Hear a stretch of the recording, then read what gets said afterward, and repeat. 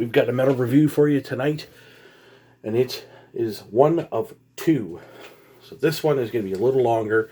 So as you guys probably know, I do tend to write some notes, so I'm going to be looking up from time to time, and I'm going to be just basically going through this review as best as I can to tell you exactly who this is for. This is for Havok V, or their fifth studio record, which is a fucking face melter of a thrash record of epic proportions. Pretty big description of such a record that was released on May the 1st, 2020, this year, on Century Media Records. Now, if you don't know who Havok is, they're basically a four-piece thrash band, and they've been around for quite some time. They have 5 records out, as I say, and they have some of the best musicians on the planet. Now, they have had some member changes, mostly bass players, but that's fine because bass players, we're a bit of a hard breed to figure out. I'm really hoping that their new guy, the new guy, Brandon Bruce, sticks around, because this guy's an absolute maniac. The other guitar player is Reese Scruggs, and of course we also have David Sanchez, which is the guitar player, and Pete Weber is the drummer extraordinaire.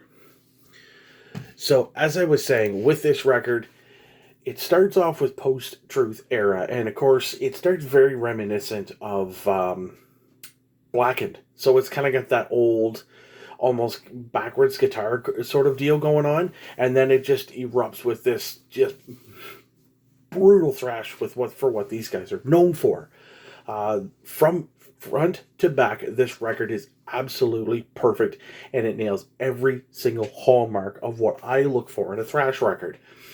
I'm not going to play any clips today because I just don't want to have to deal with copyright strikes, and why would I do something like that and have this video get taken down so shortly after we get put up?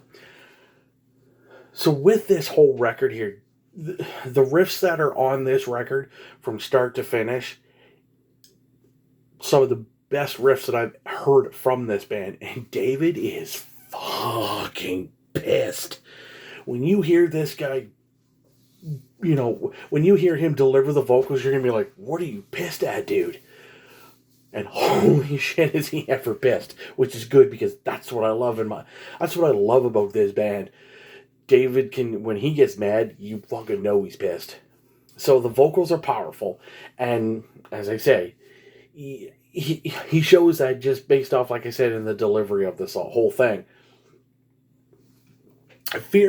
Now one of the next songs, Fear Campaign.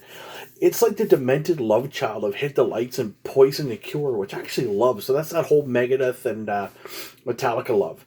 Lyrically, David is touching upon pretty much what people are experiencing through this whole lockdown. But this was already done before the lockdown even started.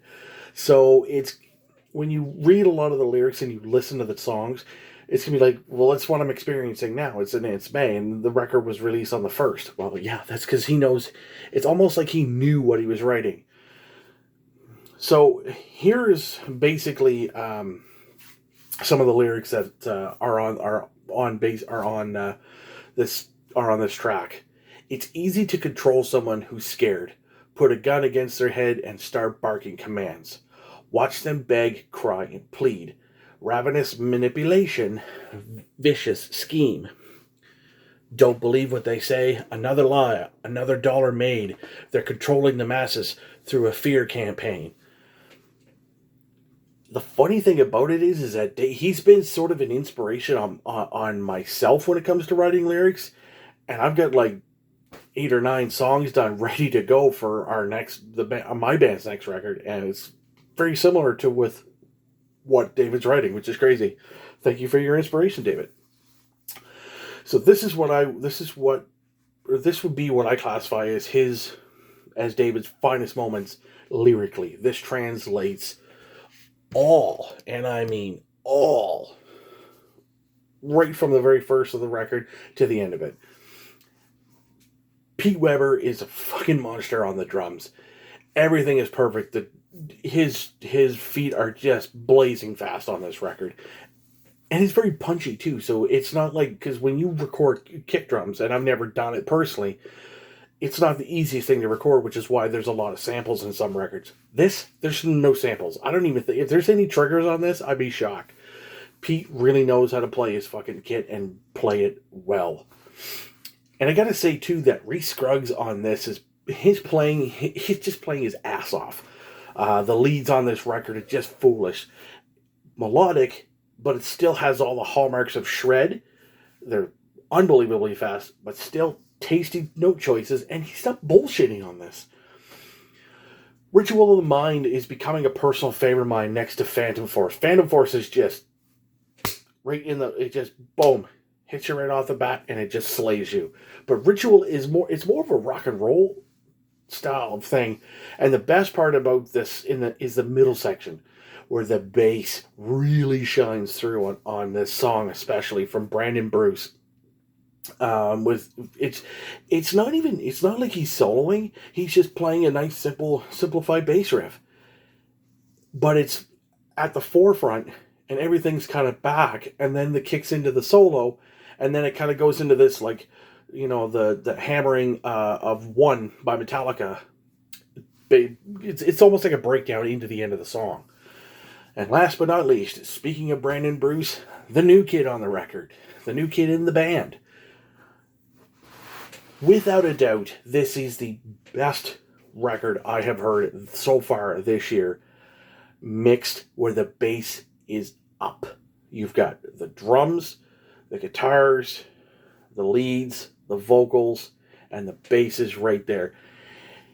It matches the intensity of the guitars, and it's extremely audible. It almost kind of outshines it in a little ways, but there's enough tastiness and high end and top end to make up for it. Of course, he plays some chords in some sections, I believe, from what I can tell, played very tastefully to where they need to be. Fully, all of the notes are played the exact same strength too. Like, it's not like you hear, like, some guys will be picking or plucking or whatever, and one note sounds a little quieter. With Brandon, it's all solid right from the get-go. There was, like I said, there's a lot of top end, which to me, I don't know what he uses for amps, but I'm pretty sure he uses Yamaha basses. Nothing wrong with that. Yamaha makes great basses, but I detect a bit of like a dark glass pedal and a pick style.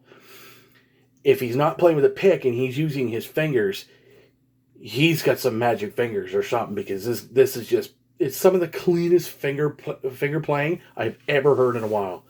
Regardless, this record is fucking fierce, and it's becoming a huge favorite of mine. This will probably be very, very high up in my top records of 2020. I'm going to be doing a lot more reviews over the next little while, so stay tuned for those. And Brandon, his tone really speaks to me, especially where on that, like, because the tone I have the tone I have now is pretty well set for this record, but I'm probably going to try to indulge in a little of that next record. Basically, what does this get? 5 out of 5. This is just a fucking thrash opus, and literally, what else do I need to speak of? This record is fucking badass. Way to go, boys. This thing fucking slays. And if you pick it up, get it on Spotify, iTunes, wherever you can get it, because it just fucking kicks ass.